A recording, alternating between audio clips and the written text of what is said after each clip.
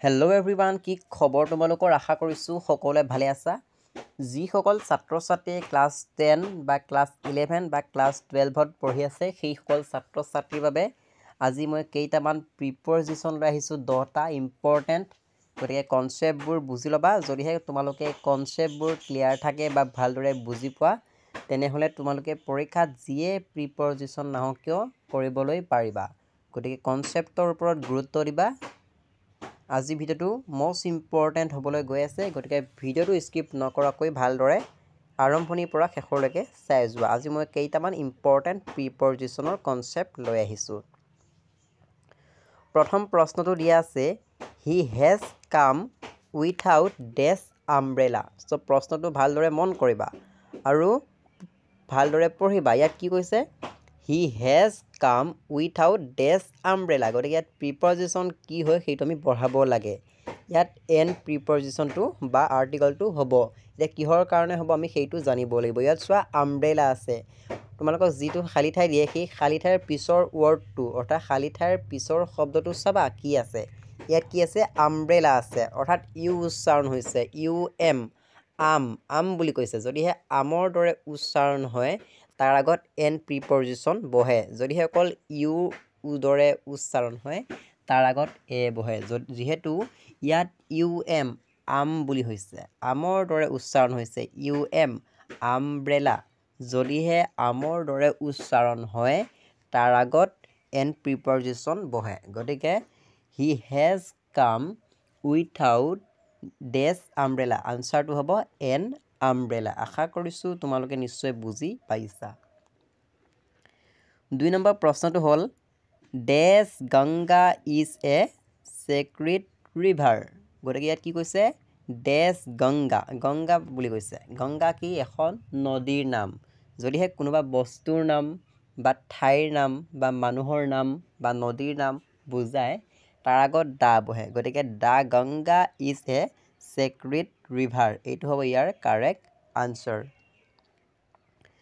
3 নম্বৰ প্ৰশ্নটো হ'ল, which is the longest river India. গতিকে ইয়াৰ উত্তৰটো কি হ'ব? দা হ'ব। দা কিহৰ কাৰণে হ'ব? ইয়াত চোৱা, লংগেষ্ট আছে, খালী ঠাইৰ পিছৰ ৱৰ্ডটো লংগেষ্ট আছে, অৰ্থাৎ পজিটিভ কম্পেৰেটিভ চুপাৰলেটিভত আছে। ৱৰ্ডটো চুপাৰলেটিভত আছে, লং, লংগাৰ, লংগেষ্ট। যিহেতু চুপাৰলেটিভত আছে, যদিহে চুপাৰলেটিভত থাকে তাৰ আগত দা আৰ্টিকলটো বহে। গতিকে কাৰেক্ট আনচাৰটো হ'ব which is the longest river India. ইয়াত ইন এটা হয় হা, ইন ইণ্ডিয়া। তাৰপিছত 4 নম্বৰ প্ৰশ্নটো চোৱা, ডেছ ছান চাইনিষ্ট ব্ৰাইটলি। ছান বুলি কৈছে, ছান মানে কি? সূৰ্য। গতিকে আমি সূৰ্যটো বুলি ক'ম, আৰু টু, খন এইবোৰ বুজাবলৈ দা ব্যৱহাৰ কৰা হয়। যিহেতু ছান বুলি কৈছে, ছান মানে হৈছে সূৰ্য, গতিকে এইবোৰৰ আগত সদায় দা প্ৰিপ'জিশ্যন বহে। দা ছান চাইনিষ্ট ব্ৰাইটলি, এইটো হ'ব ইয়াৰ কাৰেক্ট আনচাৰ।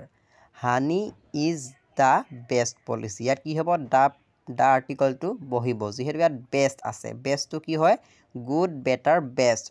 চুপাৰলেটিভ ডিগ্ৰীত আছে বেষ্ট। গতিকে যদিহে চুপাৰলেটিভত থাকে তাৰ আগত দা আৰ্টিকলটো বহে। গতিকে হানি ইজ দ্য বেষ্ট পলিচি হ'ব কাৰেক্ট আনচাৰ।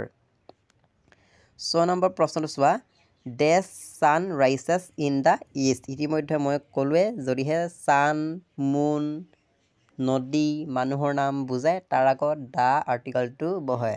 যিহেতু ইয়াত ছান বুলি কৈছে, সূৰ্যটো বুলি ক'ম আমি, গতিকে দা ছান হ'ব।